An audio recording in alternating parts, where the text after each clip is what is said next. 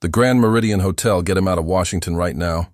You cannot do this to me. Luxury cars arrived one after another outside its entrance. Inside, hundreds of influential guests gathered for Victoria Hayes' annual charity gala. Politicians, investors, military contractors, technology executives, and celebrities filled the elegant ballroom. Victoria, the 42-year-old CEO of Hayes Defense Systems, moved through the crowd with confidence. Her company was on the verge of securing a massive $1.2 billion defense technology contract. And tonight's gala was supposed to strengthen relationships with powerful people.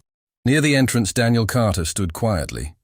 Daniel was a single father from Arlington, Virginia, who had spent years building a small engineering company, specializing in advanced security systems. He wasn't wealthy, and he wasn't interested in impressing anyone. His dark suit was clean but inexpensive, and his shoes showed signs of years of use.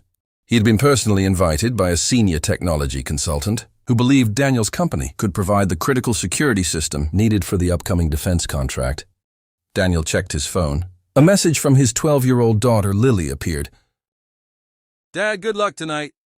Daniel smiled. Thanks, sweetheart. I'll be home soon.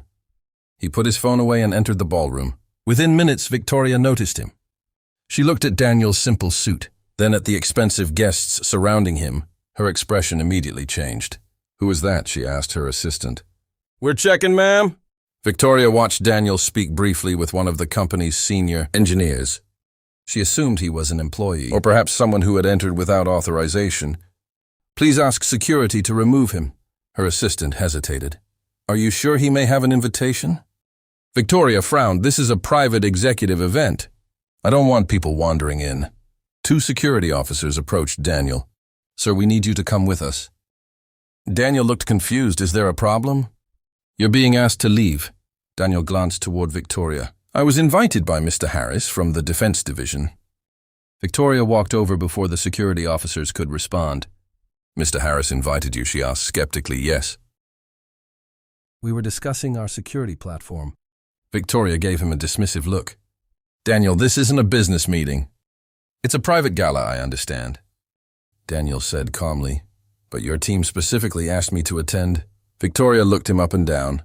We have important clients and government representatives here tonight. We can't have people who don't belong disrupting the event. Daniel felt the humiliation immediately. I assure you, I belong here for professional reasons. Victoria shook her head. Security will escort you out. The room around them grew quieter as several guests watched. Daniel could have argued instead. He thought about Lily and the example he wanted to set for her. He simply nodded all right.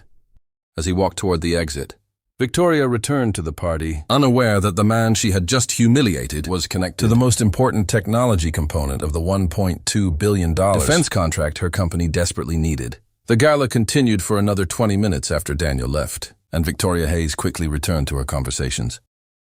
She believed the incident was nothing more than a minor inconvenience. Guests continued discussing investments, government projects, and the future of defense technology, while champagne glasses moved across the ballroom. Then Victoria's phone vibrated. She glanced at the screen and saw a message from her board chairman. Robert Harris, call me immediately.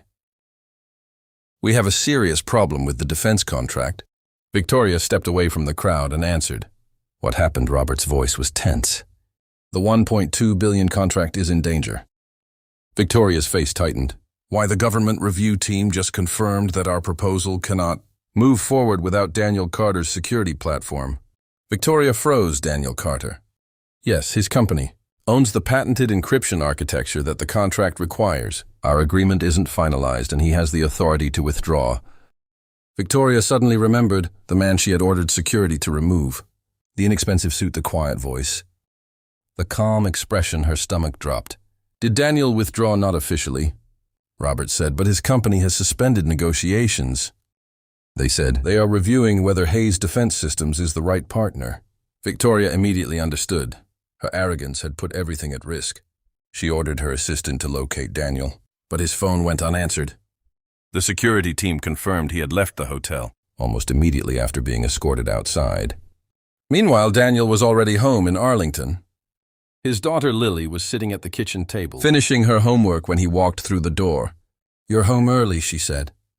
Daniel smiled. The meeting ended sooner than expected. Lily looked at his face. Did something happen? Daniel sat beside her. Someone judged me without knowing me. Lily frowned. That wasn't fair. No, Daniel said gently. But we don't control how people treat us. We control how we respond. The next morning, Victoria drove personally to Daniel's small office. She entered without her usual group of assistants. Daniel looked up from his desk. Miss Hayes Victoria stood quietly for a moment. I came to apologize. Daniel listened. I treated you unfairly, she continued. I judged you by your clothes and assumed you didn't belong at my gala. That was wrong. Daniel leaned back. The contract, Victoria didn't deny it. Yes, we need your technology. Daniel nodded. I understand. Victoria waited, but if we continue, Daniel said my team must be treated as a real partner. No one should be humiliated because they don't look wealthy enough, Victoria agreed weeks later. The $1.2 billion contract was finalized, with Daniel's company as a strategic partner. Victoria had learned a lesson she would never forget. The person she had considered unimportant was the very person her company could not afford to lose.